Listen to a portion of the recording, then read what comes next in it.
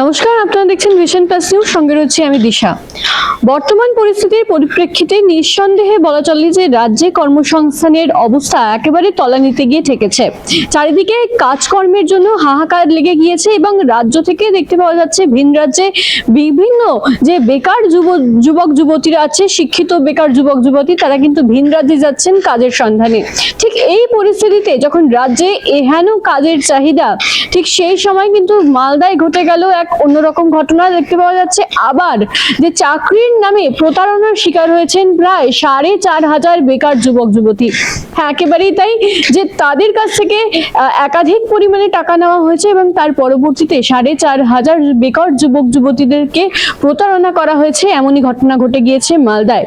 ঠিক এই ঘটনার পরিপ্রেক্ষিতে কিন্তু শাসক বিরোধী দুই দলের মধ্যে একেবারে তরজা সৃষ্টি হয়েছে। কি বলছে শাসক বিরোধী দুই দল, শোনাবো।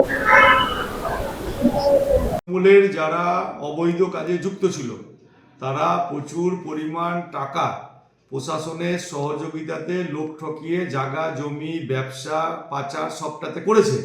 এরপরে তারা সমাজে একটা ভালো মানুষ সাজার জন্য চারিদিকে গোটা মালদা জেলা জুড়ে নার্সিংহোমের ব্যবসা শুরু করেছে এবং এই নার্সিংহোমের ব্যবসাটাও তারা আগে যে অবৈধ ব্যবসা করতো সেই ব্যবসার মতোই চলে।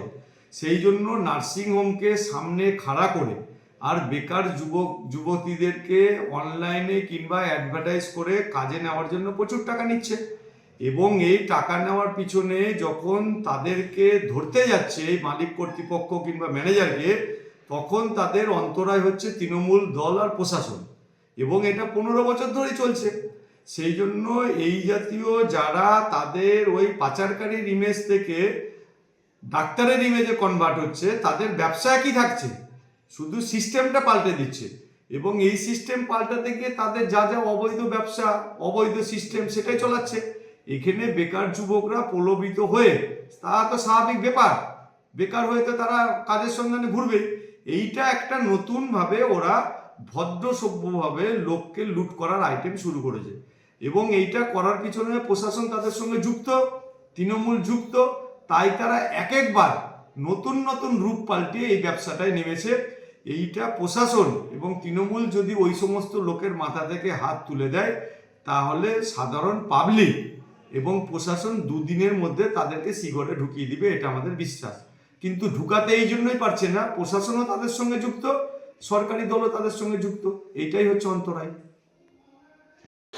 সুজাপুরে একটি বেসরকারি হাসপাতাল খুলেছে, মানে নার্সিংহোম, সেখানে চাকরি দেওয়ার নাম করে কোটি কোটি টাকা তুলেছে, বেকার যুবক যুবতীদের কোনো চাকরি দেয়নি।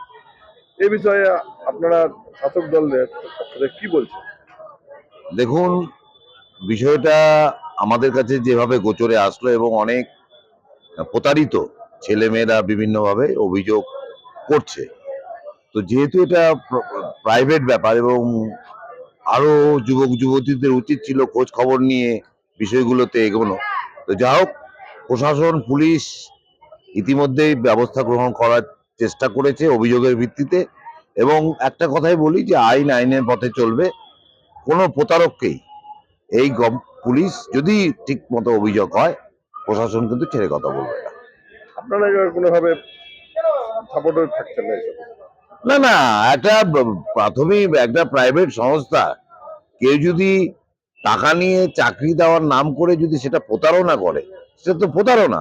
সেই প্রতারণার বিরুদ্ধে নিশ্চয়ই নির্দিষ্ট যদি অভিযোগের হয়, সেই অভিযোগের তদন্ত হবে এবং সেই অভিযোগ অনুযায়ী ব্যবস্থা নেবে। এটাই আমাদের দলের নীতি এবং এটাই আমাদের দলের বক্তব্য। আশা করি মালদা জেলা প্রশাসনেরই এটা বক্তব্য। আপনার নাম আর? আমি শুভময় বসু, মুখপাত্র, মালদা জেলা তৃণমূল কংগ্রেস।